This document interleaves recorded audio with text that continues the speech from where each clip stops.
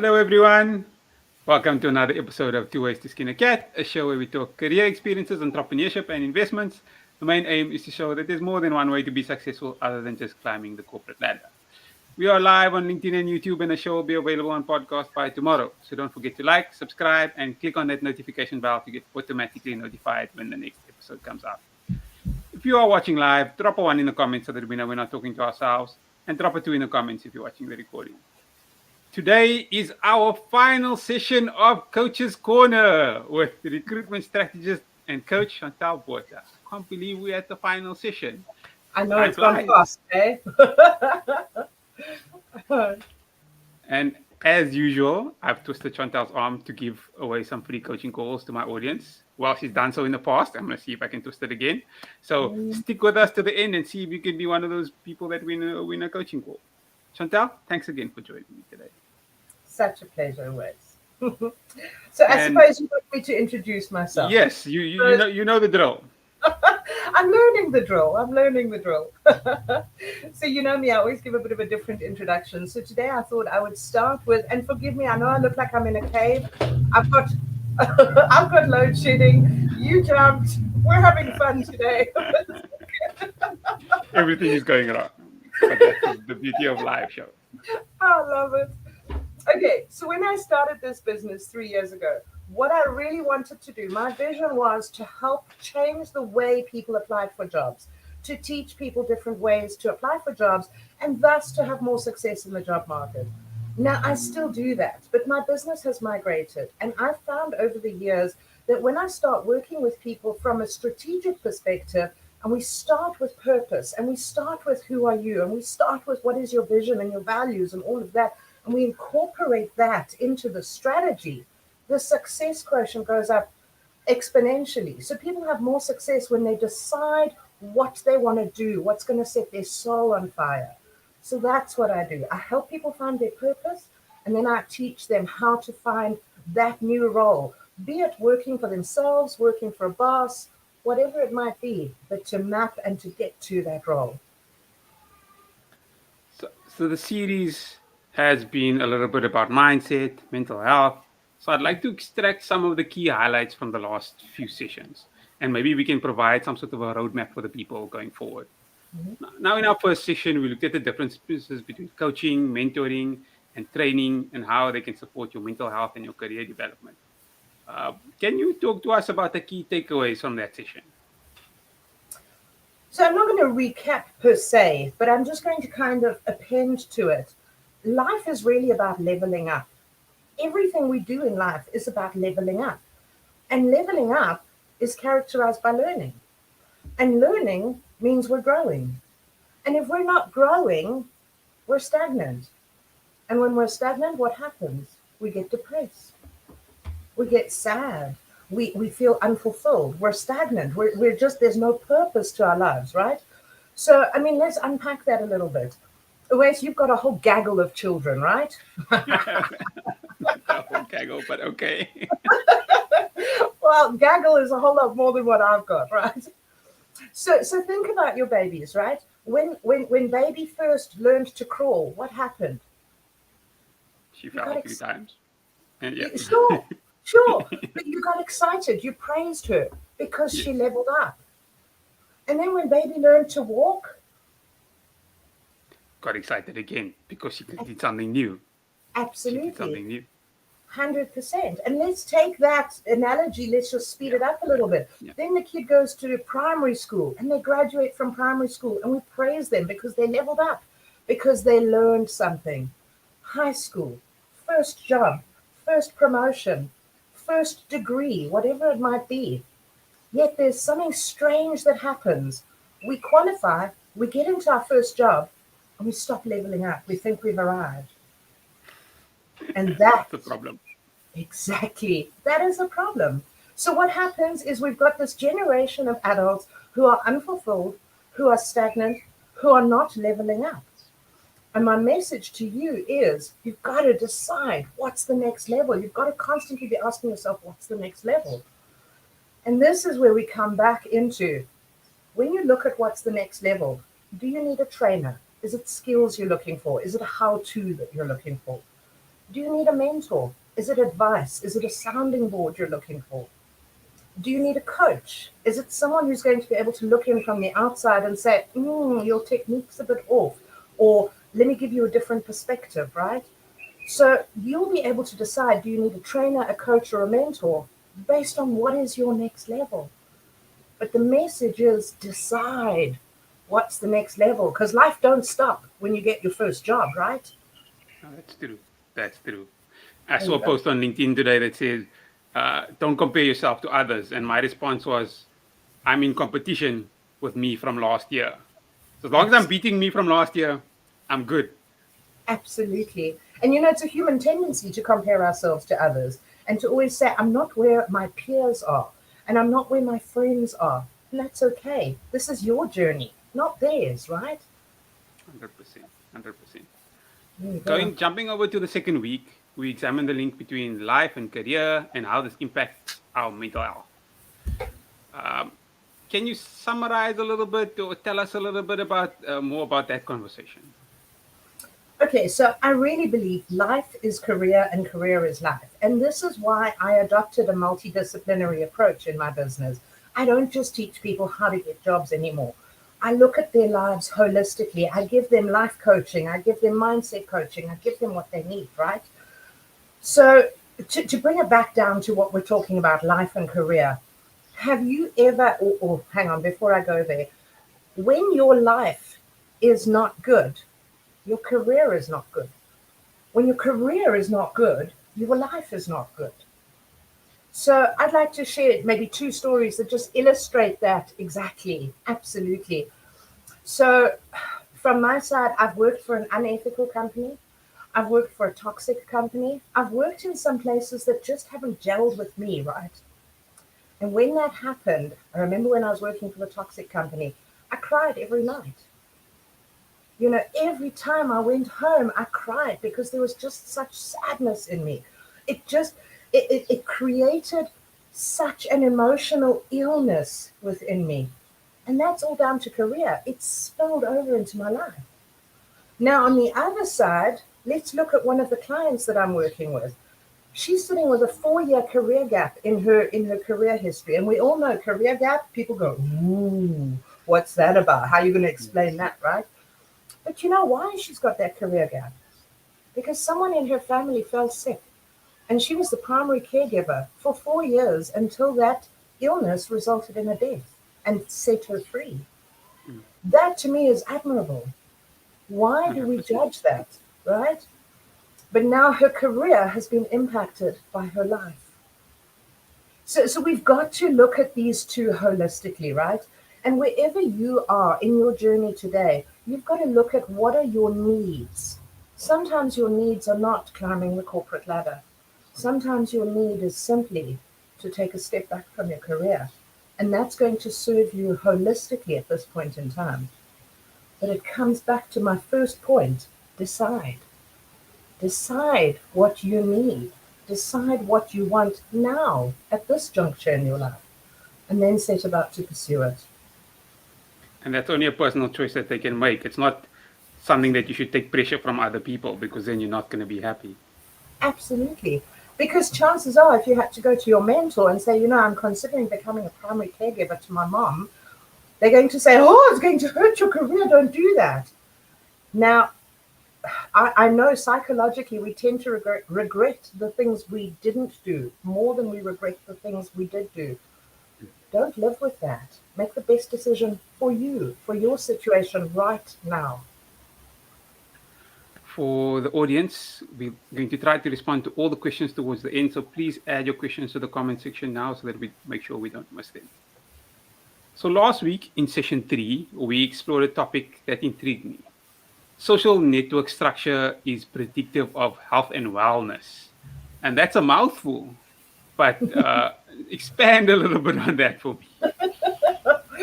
So, what it basically means is the people that you have around you supporting you professionally, personally, whatever the case may be, your social network structure is predictive of your emotional wellness.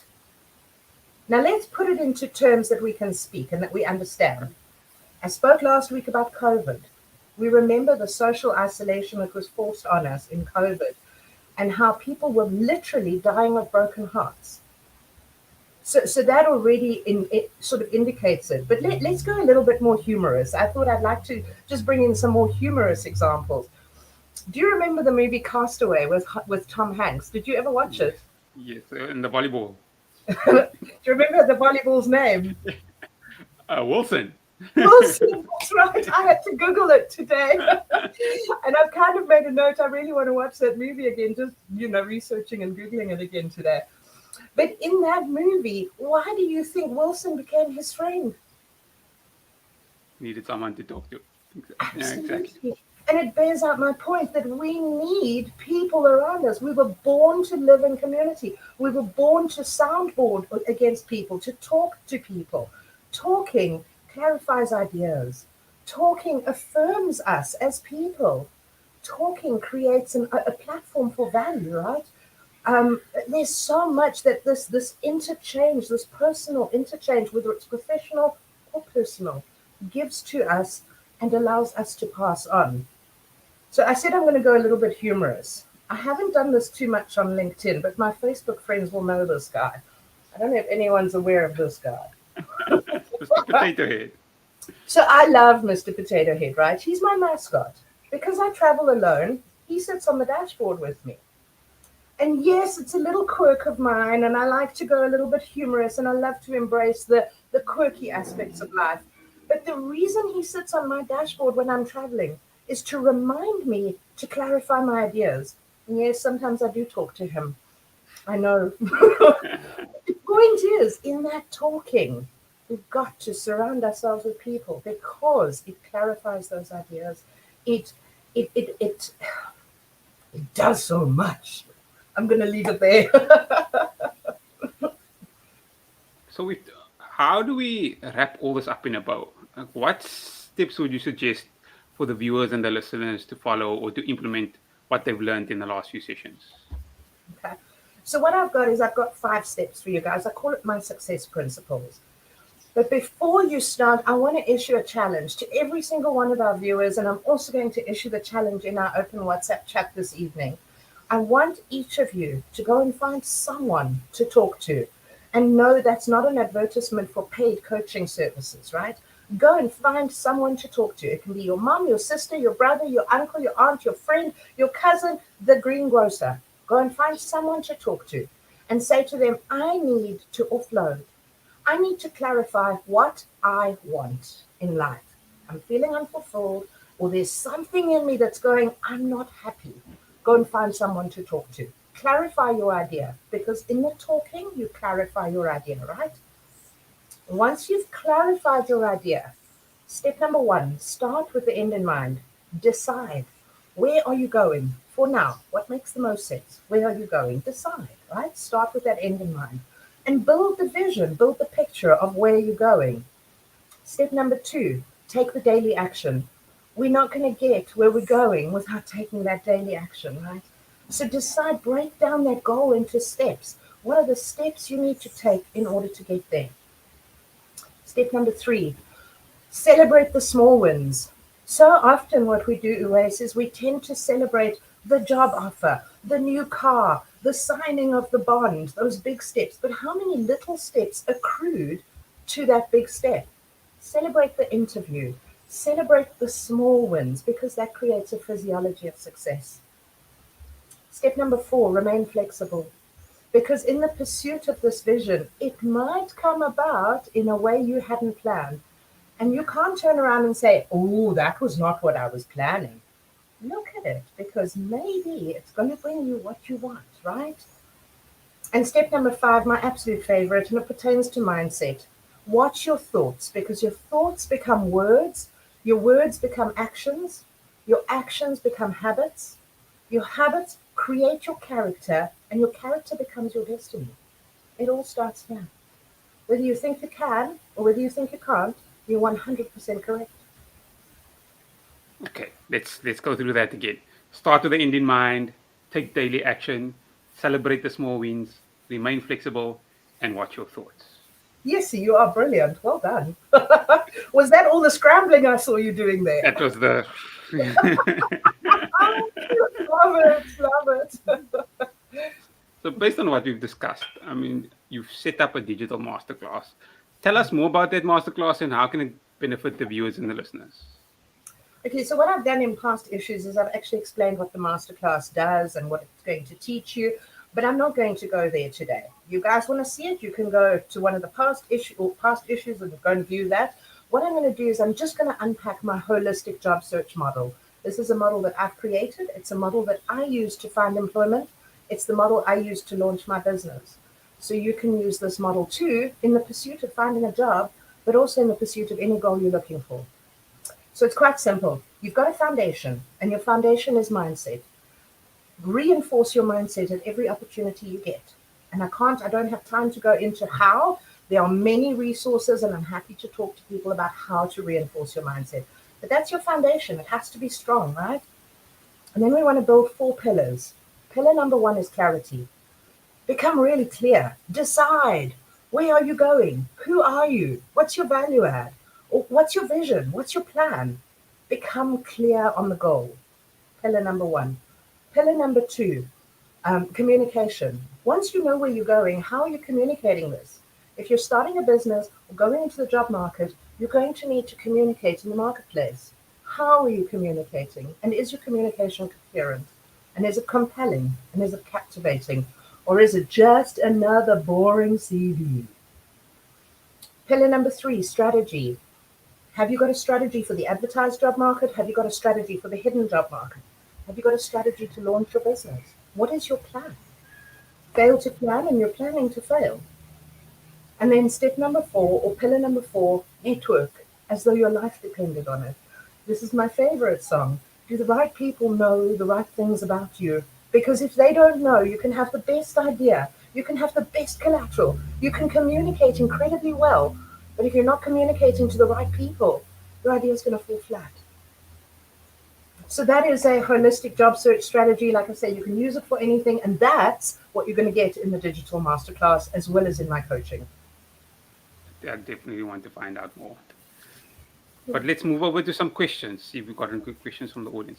We've got a question from Bryn who says, is work personal? Should we be emotionally attached to our position or career?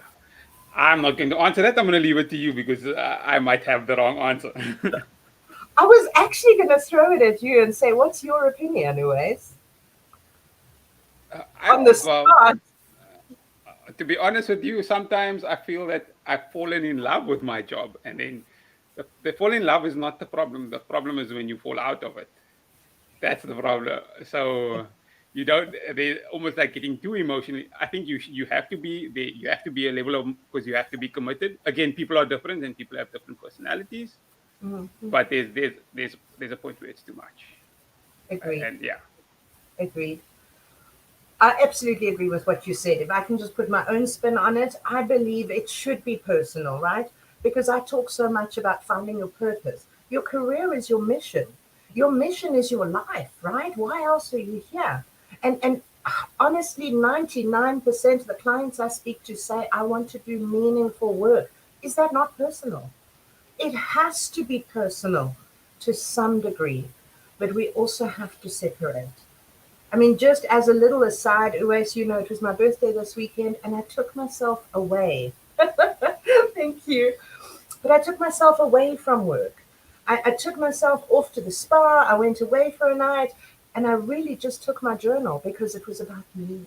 Sure, it was about my work too, but it was about me. So it was personal for me. I don't know if that makes sense. Makes sense. So thanks, Bryn, for the question. So I remember in week 1, I managed to twist Chantelle's arm to give five people in my audience free coaching calls, and another 5 in week 2. Last week I could only get 2. So if you missed one of those 12 opportunities, is there an opportunity? Is there another opportunity for that, Chantelle? Tooways, you know what? And the reason I only gave 2 last week is because I'm nearing capacity and I'm doing a bit of forward planning with year end in mind and all the rest of it. So I am going to give 3 away this week. That's it. That's really like stretching me to my limit. But here's the thing. You've got to sign up for that digital masterclass in order to qualify for that free coaching call. So if you want to be one of those three, apply on the link in the description and join the WhatsApp group if you like as well. So Chantelle, any last few words or anything we didn't discuss that you'd like the audience to know? Um, Join the WhatsApp group. I'm having an open conversation this evening, as I do after every session. Do join the WhatsApp group. On another note, I'm also still running my Find Cricket competition. If you guys are in Joburg, please keep an eye out for cricket. It's the last week to Find Cricket, and you can win a 12,000 Rand coaching package. So follow my LinkedIn posts, and you can find more about that. And then lastly, I am attending a fundraising gin tasting evening on Friday. Message me for more details. I will be posting about it this week. It's going to be in Bordeaux at the Old Parks Club. But it's for a great cause. It's for a company that I support called Career Build, who supports youngsters in, again, achieving their God-given potential, which is just my language. So yeah, so those are, I know it's all promotional, but that's my news. It's fair.